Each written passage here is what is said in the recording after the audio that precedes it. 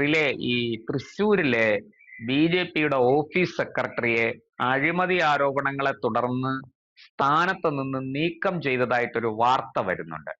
നമ്മുടെ ഈ തെരഞ്ഞെടുപ്പ് ഫണ്ട് വെട്ടിപ്പുമായി ബന്ധപ്പെട്ട് നടക്കുന്ന അന്വേഷണങ്ങളുടെ ഭാഗമായുള്ള നടപടിക്രമങ്ങൾ ആണിതെന്നാണ് ഞാൻ മനസ്സിലാക്കുന്നത്. എന്താണ് ഇത്? ആരെയാണ് നീക്കം ചെയ്തത്? ഒരു അക്ഷയ് എന്നു പേരുള്ള ഒരു വ്യക്തിയെയാണ്, ഓഫീസ് സെക്രട്ടറി ആയിരുന്നു, ആ ആളിനെയാണ് നീക്കം ചെയ്തത് എന്നാണ് അറിയുന്നത്. എന്താണ് ഇതിന്റെ വിശദാംശങ്ങൾ? ഈ നീക്കം ചെയ്യാനുള്ള കാരണം എന്താണ്? മറ്റ് ഒരു വലിയ അഴിമതിയുടെ ഒരു ഒരു ഒരു വാർത്തയാണോ ഇത്? എന്താണ് ഇതിന്റെ വിശദാംശങ്ങൾ? പ്രശാന്ത് പറഞ്ഞതിൽ ഒരു വസ്തുതാപരമായ മിസ്റ്റേക്ക് ഉണ്ട്. അത് സാധാരണഗതിയിൽ അങ്ങനെ ഒരു മിസ്റ്റേക്ക് നമ്മൾ സാധാരണഗതിയിൽ ഒരാളെ പുറത്താക്കി എന്ന് കേൾക്കുമ്പോൾ അതേ ചിന്തിക്കാൻ വഴിയുള്ളൂ. അതായത് ഫണ്ട് തട്ടിച്ച ആളെ പുറത്താക്കി എന്നായിരിക്കും സാധാരണഗതിയിൽ സ്വാഭാവികമായി നമ്മൾ സംശയിക്കുക. ഇവിടെ തൃശ്ശൂരിൽ സംഭവിക്കുന്നത് അതല്ല. ഫണ്ട് തട്ടിച്ചവരെ അല്ല പുറത്താക്കുന്നത്. ഫണ്ട് തട്ടിച്ചത് കണ്ടു നിൽക്കുന്ന സാക്ഷിയായ ഓഫീസ് സെക്രട്ടറിയാണ്. അദ്ദേഹം ആരോടെങ്കിലും പറയുമോ എന്ന പേടി കാരണമാണ് പുറത്താക്കിയത് എന്നാണ് എനിക്ക് മനസ്സിലാക്കാൻ സാധിക്കുന്നത്. കഴിഞ്ഞ പ്രാവശ്യവും ഇതുപോലെ തന്നെ കൊടകര കുഴൽപ്പണ കേസുമായി ബന്ധപ്പെട്ടുള്ള വിഷയങ്ങളും കഴിഞ്ഞ തെരഞ്ഞെടുപ്പിലും ഈ പ്രശ്നം ഉണ്ടായപ്പോഴും വളരെ കൃത്യമായി തന്നെ നമുക്ക് മനസ്സിലാക്കാൻ കഴിഞ്ഞത് അന്നും ഓഫീസ് സെക്രട്ടറി ആയിരുന്ന തിരൂർ ദിനേശിനെ മാറ്റി നിർത്തി എന്നുള്ളതാണ്. തൃശ്ശൂരിലെ ഒരു പ്രതിഭാസമാണത്. ഇപ്പോ സംഭവിച്ചുകൊണ്ടിരിക്കുന്നത് മറ്റൊരു പ്രധാനപ്പെട്ട കാര്യമാണ്. ഇപ്പോഴും അതുപോലെ തന്നെ ഒരു ഓഫീസ് സെക്രട്ടറി അക്ഷയ് എന്ന് പറയുന്ന ഒരാളെ പുറത്താക്കി എന്നാണ് മനസ്സിലാക്കാൻ സാധിക്കുന്നത്. അത് CCTVയുടെ DVR അടക്കം അവിടെ നിന്നും കടത്തിക്കൊണ്ടു പോവുകയും ചെയ്തു. അവിടെ നടന്ന സംഭവങ്ങളുടെ അവിടെ അടുത്തൊരു കെട്ടിടത്തിൽ ഒരു പൊട്ടിപ്പൊളിഞ്ഞ കെട്ടിടത്തിന്റെ ബാത്റൂമിനുള്ളിലായിരുന്നു ഈ പണമെല്ലാം സൂക്ഷിച്ചിരുന്നത് എന്നാണ് പറയുന്നത്. അതായത് കേന്ദ്ര നേതൃത്വം ഓരോ ജില്ലയിലേക്കും ഓരോ സ്ഥലങ്ങളിലേക്കും ഒക്കെ ഓരോ മണ്ഡലങ്ങളിലേക്കും കൊടുക്കുന്ന പണം ജില്ലാ ഭാരവാഹികളും ജില്ലാ കമ്മിറ്റി വഴിയൊക്കെയാണ് ഈ പണം അവിടെ എത്തിച്ചേരുന്നത്. ജില്ലാ ഓർഗനൈസിംഗ് സെക്രട്ടറിമാരൊക്കെ ഉണ്ടാകും. അപ്പൊ അതുമായി ബന്ധപ്പെട്ടാണ് അവിടെ പണം എത്തിച്ചേരുന്നത്. പ്രഭാരി എന്ന് പറയും ജില്ലാ ഓർഗനൈസിംഗ് സെക്രട്ടറി. ഈ പ്രഭാരിമാർ വഴിയൊക്കെയാണ് പലയിടത്തും എത്തിച്ചേരുന്നത്. പക്ഷെ അത്തരത്തിൽ എത്തിച്ചേർന്ന പണം അവിടെ നിന്നും പലരും ഈ തെരഞ്ഞെടുപ്പ് കഴിഞ്ഞതോടെ ബാക്കി വന്ന പണം സാധാരണഗതിയിൽ തിരിച്ചേൽപ്പിക്കണം എന്നുണ്ട്. അപ്പോൾ തെരഞ്ഞെടുപ്പ് കഴിഞ്ഞ് വന്ന പണം, ആ പണം തമിഴ്നാട്ടിലേക്ക് കൊണ്ടുപോകാനാണ്, തമിഴ്നാട്ടിലേക്ക് കൊടുക്കണം എന്ന് പറഞ്ഞിരുന്നു കേന്ദ്ര നേതൃത്വം. എന്നാൽ തമിഴ്നാട്ടിലേക്ക് വന്നവർക്ക് ആകെ ഒരു കോടി രൂപ മാത്രമാണ് തിരിച്ചു നൽകിയത് എന്നാണ് മനസ്സിലാക്കാൻ സാധിക്കുന്നത്. ഏതാണ്ട് 9 കോടിയോളം രൂപ ബാക്കി വന്നു. അതിൽ 6 കോടിയോളം രൂപ മറ്റ് നേതാക്കന്മാർ അടിച്ചു മാറ്റി എന്നാണ് മനസ്സിലാക്കാൻ സാധിക്കുന്നത്. ഇത് അവിടുത്തെ നേതാക്കന്മാരെയൊക്കെ സത്യം പറഞ്ഞാൽ ഒരു വളരെ പ്രധാനപ്പെട്ട അവിടുത്തെ നേതാക്കന്മാരെയൊക്കെ കണ്ടാൽ നമുക്ക് മനസ്സിലാക്കാൻ സാധിക്കും. വളരെ അടുത്ത കാലത്ത് ഒരു 35-40 വയസ്സിനിടയിലൊക്കെ കോടികളുടെ ആസ്തി ഉള്ളവരായി അവിടുത്തെ ജില്ലാ നേതാക്കന്മാർ മാറിയിട്ടുണ്ട് എന്നാണ് നമുക്ക് മനസ്സിലാക്കാൻ സാധിക്കുന്നത്. അതിനിതൊക്കെ ചില വക്കീലന്മാരൊക്കെയാണ്. അതിനിതൊക്കെ വക്കീലന്മാരുണ്ട്, അല്ലാത്തവരുണ്ട്. അതിനിതൊക്കെ യാതൊരു തരത്തിലുള്ള കേസോ അല്ലെങ്കിൽ അങ്ങനെ ഏതെങ്കിലും തരത്തിലുള്ള കാര്യങ്ങളോ ഒന്നുമില്ലാതെ ഇങ്ങനെ ഫുൾ ടൈം രാഷ്ട്രീയമായി നടക്കുന്നവർ കോടിക്കണക്കിന് രൂപയുടെ ഉടമസ്ഥരായി മാറുന്നു, കോടിക്കണക്കിന് രൂപയുടെ സ്വത്തുകൾ സമ്പാദിക്കുന്നു എന്നുള്ളതാണ് ഏറ്റവും പ്രധാനപ്പെട്ട കാര്യം. ഇതിൽ യഥാർത്ഥത്തിൽ സംഭവിച്ചത് എന്താണെന്ന് വെച്ചാൽ ഈ നേതാക്കന്മാരൊന്നും പെട്ടെന്ന് ഇതൊന്നും ഇറക്കില്ല. ഇതൊക്കെ എവിടെങ്കിലും കേന്ദ്രങ്ങളിലൊക്കെ ഒളിപ്പിച്ചു വെച്ച ശേഷം ഏതെങ്കിലും ഘട്ടത്തിലൊക്കെ മാത്രമേ ഇതൊക്കെ പുറത്തിറങ്ങി വരികയുള്ളൂ. എല്ലാ സമയത്തും വരില്ല.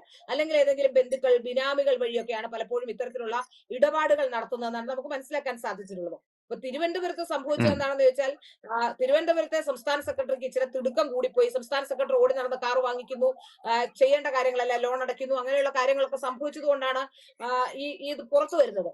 എന്നാൽ മറ്റ് സംഭവങ്ങൾ അങ്ങനെയല്ല. മറ്റുള്ളവർ പെട്ടെന്ന് ഈ നേരത്തെ തന്നെ കട്ടും ശീലിച്ചും മോഷ്ടിച്ചുമുള്ളവര് അങ്ങനെ പെട്ടെന്ന് പണം ഇറക്കില്ല. പണം ഇറക്കാതെ സൂക്ഷിച്ചു വെച്ച് കുറച്ച് കാലങ്ങൾക്ക് ശേഷം മാത്രം.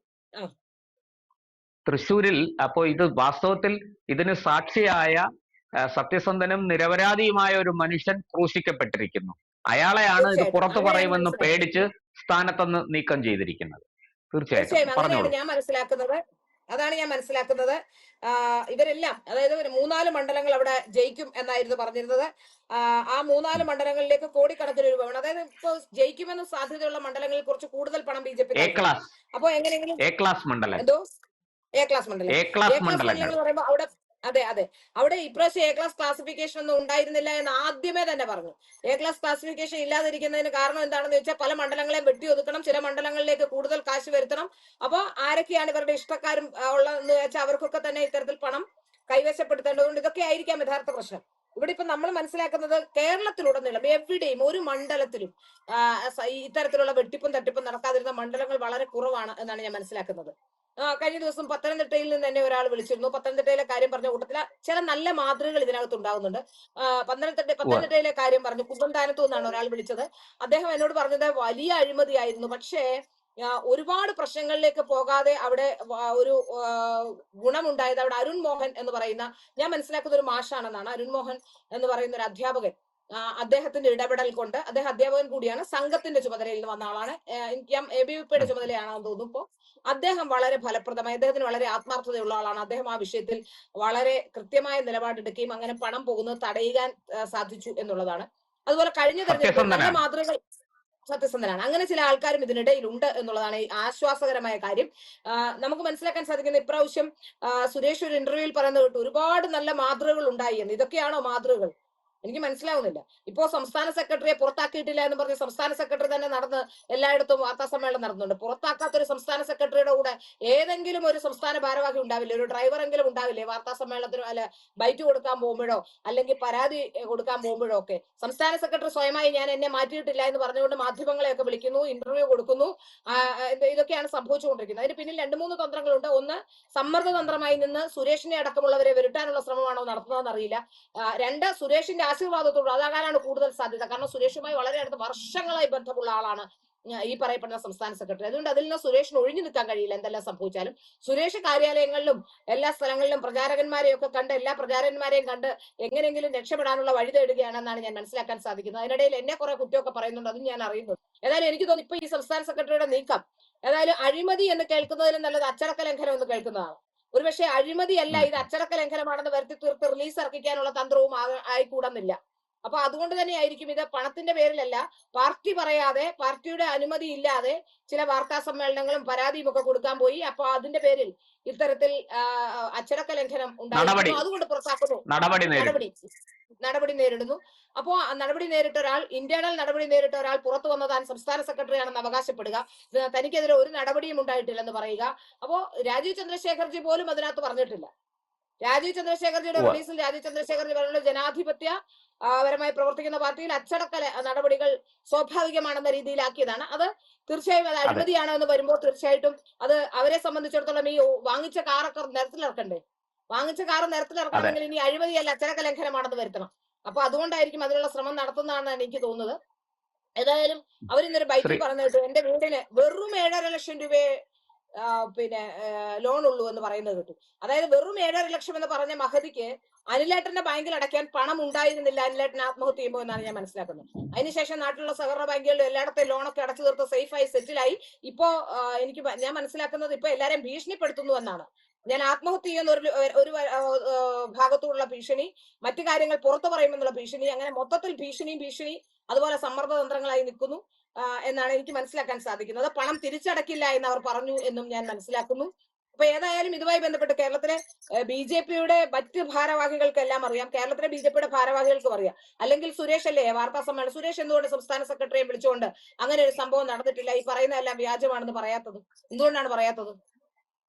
അപ്പോ ഇതിൽ നിന്ന് വ്യക്തമാണ്, കാര്യങ്ങൾ വ്യക്തമാണ് എന്നുള്ളതാണ്. അപ്പൊ ഈ അഴിമതി നടന്നവരെ, അഴിമതിക്കാരെ സംരക്ഷിക്കാതെ അഴിമതിക്കാരെ പുറത്തു കളഞ്ഞാൽ നാളെ ഒരു കാലം ഈ പാർട്ടിക്ക് കൂടുതൽ അത് ഗുണകരമായിരിക്കും. അതൊരു സന്ദേശം കൊടുക്കാവും. നാളെ കിട്ടുന്ന ഓരോ പണവും അക്കൗണ്ടബിൾ ആയി കൈകാര്യം ചെയ്യാനും ആ പണം വളരെ കൃത്യമായി മണ്ഡലങ്ങളിൽ ചെല്ലാനും അവിടെ പ്രവർത്തനം നടത്താനും പ്രവർത്തകർക്ക് അത് ആ സ്ഥലങ്ങളിൽ പ്രവർത്തനം നടത്താൻ ഉപകരിക്കുകയും ചെയ്താൽ തീർച്ചയായിട്ടും BJPയുടെ ഒരു വരും കാലഘട്ടങ്ങളിൽ BJPയുടെ മാറ്റുകൂടുകയും BJPക്ക് വലിയ രീതിയിൽ അത് പ്രയോജനം ചെയ്യുകയും ചെയ്യും. ഇത്രയും വലിയ അഴിമതി ആരോപണങ്ങൾ ഉണ്ടായ ഒരു പാർട്ടിയിൽ നിന്ന് ആൾക്കാരെ വീണ്ടും സംരക്ഷിക്കാൻ ശ്രമിച്ചാൽ മറ്റെല്ലാ പാർട്ടികളെയും പോലെ ഈ പാർട്ടിയും എന്ന വിവക്ഷ ജനങ്ങൾക്ക് ഉണ്ടാക്കി കൊടുക്കും എന്നതാണ് എനിക്ക് മനസ്സിലാക്കാൻ സാധിക്കുന്നത്. ശ്രീല ഇടയ്ക്ക് പറഞ്ഞല്ലോ മികച്ച മാതൃകകൾ ഉണ്ട് എന്ന് പറഞ്ഞു. നേരത്തെ ഒരു തീർച്ചയായും അരുൺ അതിൽ മോഹന്റെ വളരെ കാര്യം പറഞ്ഞു. ആ അതുപോലെ അതുപോലെയാണ് നമ്മുടെ മറ്റേതെങ്കിലും ഒരു കാര്യം. ആ തീർച്ചയായും കഴിഞ്ഞ പാർലമെന്റ് തെരഞ്ഞെടുപ്പിൽ മലപ്പുറത്ത് നിന്ന് ഉണ്ടായിരുന്ന നമ്മുടെ പഴയ വൈസ് ചാൻസലർ ആയിരുന്ന അദ്ദേഹത്തിന്റെ പേര് ഞാൻ പെട്ടെന്ന് കിട്ടുന്നില്ല. അബ്ദുൾ സലാം, ഡോക്ടർ അബ്ദുൾ സലാം. ശരി, അബ്ദുൾ സലാം എന്ന് പറയുന്ന അധ്യാപകൻ നേരത്തെ ഉണ്ടായിരുന്ന, അദ്ദേഹം വൈസ് ചാൻസലർ കൂടിയായിരുന്നു. അദ്ദേഹത്തിന്റെ തെരഞ്ഞെടുപ്പ് കഴിഞ്ഞ് 41 ലക്ഷം രൂപ അധികം വന്നു എന്നാണ് എനിക്ക് മനസ്സിലാക്കുന്നത്, അദ്ദേഹത്തിന്റെ ചെലവ് കഴിഞ്ഞു. അപ്പൊ ആദ്യമേ പണം അവിടെ എത്തുമ്പോഴേ അദ്ദേഹത്തിന്റെ ചുമതലയിൽ ഉണ്ടായിരുന്ന ആളോട് പറഞ്ഞത്, ഏതായാലും ഞാൻ തോറ്റുപോകുമെന്ന് എനിക്കറിയാം, പക്ഷേ ഒരു അഴിമതിക്കാരനും ഈ പണം അനാവശ്യമായി ചെലവഴിച്ചു എന്ന പേര് എനിക്ക് ഉണ്ടാകരുത്. അതുകൊണ്ട് വളരെ കൃത്യമായി കണക്ക് കൈകാര്യം ചെയ്യണമെന്ന് പറഞ്ഞിരുന്നു. അതുപോലെ ആദ്യഘട്ടത്തിൽ ചില നോട്ടീസുകളും ബാക്കിയുള്ളതൊക്കെ അടിക്കാൻ വേണ്ടി ആദ്യ സമയത്ത് ചില ആൾക്കാരൊക്കെ ചില പൈസയൊക്കെ കൊടുത്തിരുന്നു, 10,000 രൂപ 5,000 രൂപയൊക്കെ. അപ്പോ ഈ അദ്ദേഹം എല്ലാ ചെലവും കഴിഞ്ഞ് 41 ലക്ഷം രൂപ അധികം വന്നതും ആ 41 ലക്ഷം രൂപ അവിടെ കേന്ദ്രത്തിൽ നിന്ന് കേന്ദ്രത്തിന്റെ അക്കൗണ്ട് നമ്പർ വാങ്ങിച്ച് കേന്ദ്ര BJP-യുടെ അക്കൗണ്ട് നമ്പർ വാങ്ങിച്ച് ആ അക്കൗണ്ട് നമ്പറിലേക്ക് ആ പണം തിരിച്ചയച്ചു കൊടുത്തു എന്നാണ് ഞാൻ മനസ്സിലാക്കുന്നത്. അദ്ദേഹം മാത്രമേ വളരെ അങ്ങനെ ഉത്തമം, ചെയ്തു. വളരെ നല്ല വളരെ മാതൃക. ഉദാത്തമായ മാതൃക. അതെ അതെ. അവിടെ പലരും അല്ല, പറഞ്ഞിട്ടുണ്ട്. ഇത് കേവലം അത് കഴിഞ്ഞ BJP-ക്ക് മാത്രമല്ല, ഇത് കേവലം BJP-ക്ക് മാത്രമല്ല, മുഴുവൻ രാഷ്ട്രീയ നേതാക്കൾക്കും രാഷ്ട്രീയ പ്രവർത്തകർക്കും രാഷ്ട്രീയ പാർട്ടികൾക്കും ഇതൊരു മാതൃകയാണ്. വാസ്തവത്തിൽ അദ്ദേഹമൊക്കെയാണ് ജയിച്ചു പാർലമെന്റിൽ പോകേണ്ടിയിരുന്നത്.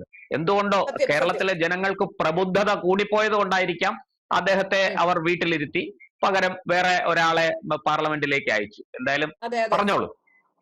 അത് അദ്ദേഹം വളരെ കൃത്യമായി തന്നെ അദ്ദേഹം അത് തിരിച്ചു കൊടുക്കാൻ പോകുമ്പോൾ ജില്ലാ കമ്മിറ്റി അദ്ദേഹത്തെ തടഞ്ഞു എന്നാണ് ഞാൻ മനസ്സിലാക്കുന്നത്. കൊടുക്കണ്ട, ഇവിടെ ഒരുപാട് ആവശ്യങ്ങളുണ്ട്, അതൊക്കെ നടത്താമെന്ന് അദ്ദേഹം പറഞ്ഞു. ആ ആവശ്യത്തിന് വന്ന പണമല്ല, നിങ്ങളുടെ ഓഫീസ് ആവശ്യത്തിന് വന്ന പണമല്ല, ഇത് തെരഞ്ഞെടുപ്പ് ഫണ്ടായി വന്നാണ്, ഈ ഫണ്ട് ഞാൻ തിരിച്ചു കൊടുക്കും എന്ന് അദ്ദേഹം ശക്തമായ നിലപാടെടുത്തുകൊണ്ട് തിരിച്ചയച്ചു എന്നാണ് ഞാൻ മനസ്സിലാക്കുന്നത്. അത് കേട്ടൊരു സംസ്ഥാന ഭാരവാഹി അദ്ദേഹത്തെ മണ്ടൻ എന്നാണ് അഡ്രസ് ചെയ്തത്. ഈ മണ്ടൻ മാത്രമേ അങ്ങനെ ചെയ്യുകയുള്ളൂ എന്നൊരു സംസ്ഥാന ഭാരവാഹി പറയൂ. അപ്പോ ഇതിൽ നമ്മൾ മനസ്സിലാക്കേണ്ട കാര്യം, പണത്തിന് വേണ്ടി മാത്രം ഈ സംഘടനയെ ഉപയോഗിക്കുന്നവരായിരുന്നു ഇവരെല്ലാം എന്നുള്ളതാണ്. സത്യമായിട്ടും ശരിക്കും പറഞ്ഞാൽ ഇതിൽ ഓർഗനൈസിംഗ് സെക്രട്ടറി ഇല്ലാത്തത് ഇത്തവണ എല്ലാവരും ചോദിക്കുന്നുണ്ട്, കഴിഞ്ഞ തവണ ഇല്ലായിരുന്നോ? ഞാനിപ്പോ വാർത്ത ചെയ്യുമ്പോൾ ഈ ചിലരൊക്കെ വന്നിട്ട് ഇതിന്റെ അടിയിൽ പറയുന്നുണ്ട്, കഴിഞ്ഞ തവണ പ്രശ്നമുണ്ടായി, അതിന് മുമ്പത്തെ തവണ പ്രശ്നമുണ്ടായി, ഞാൻ ഗ്രൂപ്പിന്റെ വക്താവാണ്, കെ സുരേന്ദ്രനെ കുറ്റപ്പെടുത്തുന്നില്ല എന്നൊക്കെ പറയും. ഇപ്പോ ഞാൻ ചോദിക്കുന്നത്, എല്ലാ തവണയും ഇത് ഉണ്ടാകുന്നുണ്ട്, പക്ഷെ ഇത്തവണ അത് ചില നേതാക്കന്മാരിലേക്കായിരുന്നുവെങ്കിൽ ഇത്തവണ അടി തൊട്ട് മുടി വരെ, അതുപോലെ സർവ്വതിലും ഒരു പേന വാങ്ങിച്ചാൽ ആ പേനയിൽ തന്നെ 2 രൂപ കമ്മീഷൻ, 5 രൂപയുടെ പേന വാങ്ങിച്ചാൽ 2 രൂപ കമ്മീഷനാണ്. അത്തരത്തിൽ മുഴുവൻ ഇത്തരത്തിൽ നടന്നതാണ് ഇപ്പോ ഇത്രയും വലിയ പ്രതിഷേധത്തിനും ഇത്രയും വലിയ ചോദ്യം ചെയ്യലിനും ഇടയായിട്ടുള്ളത്. ഇതിനു മുമ്പ് എല്ലാ തെരഞ്ഞെടുപ്പിലും ഒക്കെ നടക്കുന്നേ, ചെറിയ തുകകൾ അങ്ങോട്ടും ഇങ്ങോട്ടും ഒക്കെ എടുക്കും.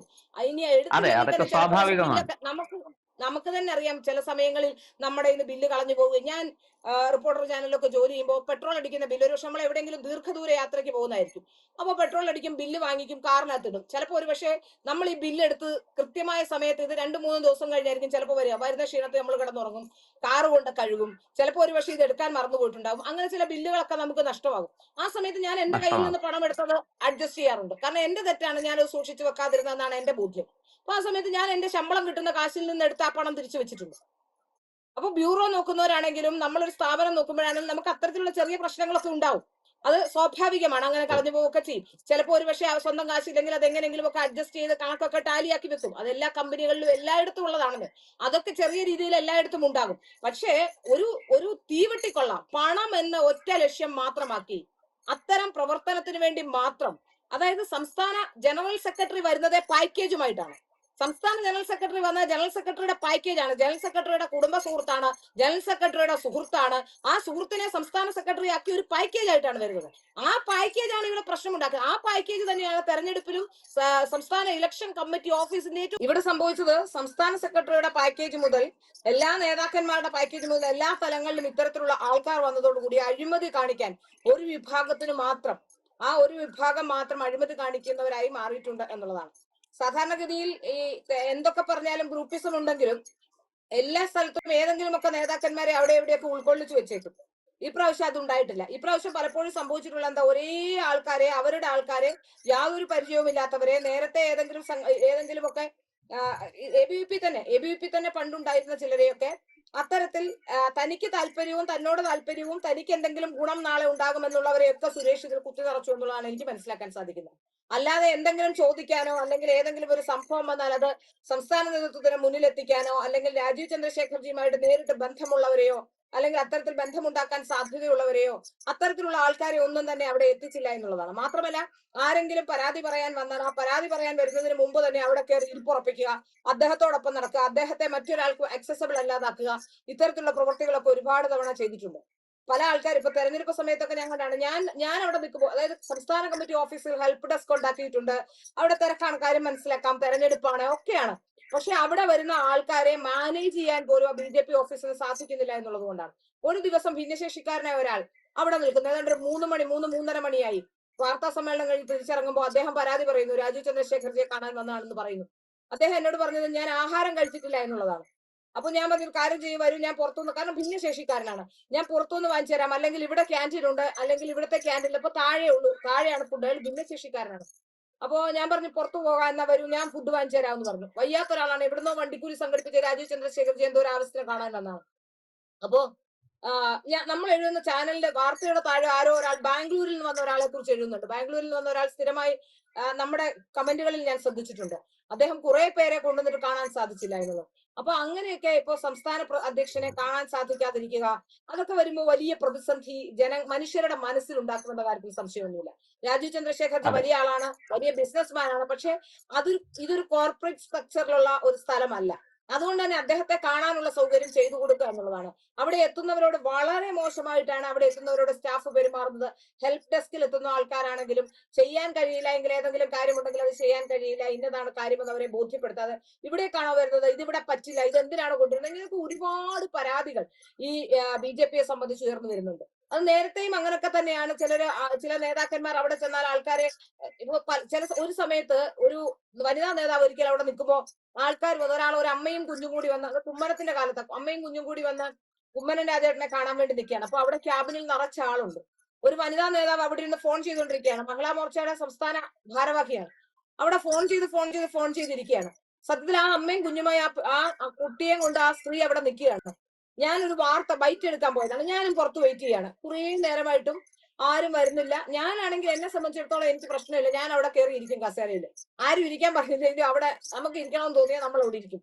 പക്ഷെ ഈ സ്ത്രീ അവിടെ തന്നെ കുട്ടിയെ കൊണ്ട് നിൽക്കുകയാണ്. ഞാനാണ് അവരോട് പറഞ്ഞത് കയറി ഇരിക്കും, എന്താണ് കാര്യം എന്ന് ചോദിച്ചു. രാജേട്ടനെ കാണാൻ വന്നാണെന്ന് പറഞ്ഞു.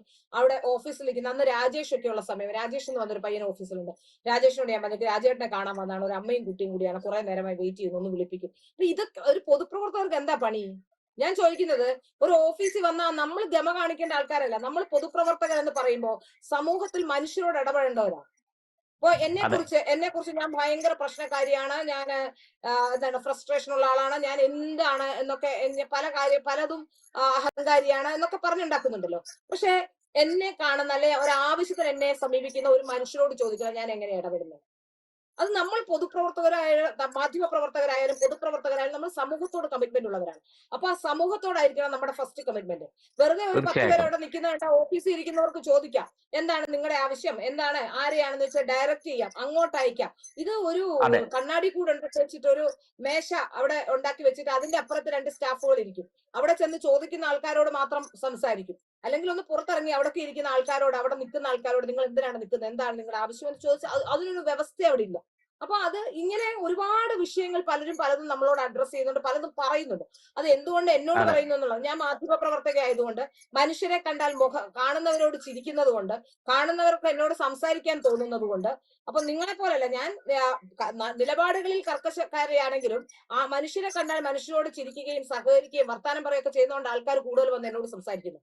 എന്നോട് എന്തുകൊണ്ടാ പറയുന്നത്? ഇപ്പൊ ഇതിനടുത്ത് വരാൻ പോകുന്ന ചോദ്യം അതായിരിക്കും. ഏതായാലും ഒരു കാര്യമുണ്ട്, BJPയുടെ സംസ്ഥാന നേതൃത്വത്തിൽ അഴിമതിക്കാരുമുണ്ട്, അഴിമതിക്കാരല്ലാത്തവരുമുണ്ട്. ഞാൻ പറയുന്നത് BJP അഴിമതിക്കാരെ പുറത്തു കളയണം, ഒരു സന്ദേശം കൊടുക്കാൻ കഴിയണം. ഇത്തവണയെങ്കിലും അഴിമതിക്കാരിവിടെ ഉണ്ടാകാൻ പാടില്ല എന്ന സന്ദേശം കൊടുത്താൽ തീർച്ചയായിട്ടും ഇനിയുള്ള അഴിമതിക്കാർ അത് അഴിമതി കാണിക്കാൻ, അഴിമതിക്ക് വേണ്ടി വരുന്നവർ എല്ലാവരും അവരുടെ വീടുകളിൽ പോകും. അഴിമതി കാണിക്കാൻ കഴിയില്ല എന്ന് കണ്ടാൽ നല്ല നേതാക്കന്മാരെ നിങ്ങൾക്ക് വളർത്തിയെടുക്കാൻ കഴിയും. നല്ല രീതിക്ക് ഈ BJP എന്ന് പറയുന്ന പ്രസ്ഥാനം കേരളത്തിനും ജനങ്ങൾക്ക് ഭയങ്കര ഇഷ്ടമാണ്. BJPയെ ഞാൻ മനസ്സിലാക്കുന്നത് ജനങ്ങൾക്ക് വലിയ താല്പര്യം BJPയോട് ഉണ്ടായിട്ടുണ്ട്. ആ താല്പര്യം ഉണ്ടാകുമ്പോൾ ആ BJPയെ ജയിപ്പിക്കാൻ ഈ നേതാക്കന്മാർ സമ്മതിക്കുന്നില്ല എന്നുള്ളതാണ്. ഈ നേതാക്കന്മാരാണ് ഈ തടസ്സമായി നിൽക്കുന്നത്.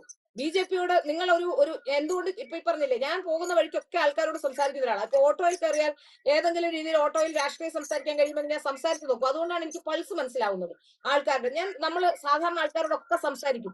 ആ സംസാരിക്കുന്ന കൂട്ടത്തിൽ പലർക്കും, മുസ്ലിങ്ങളുടെ ഇടയിൽ നല്ലൊരു വിഭാഗം സ്ത്രീകൾക്ക് നരേന്ദ്രമോദിയുടെ മതിപ്പുണ്ട്.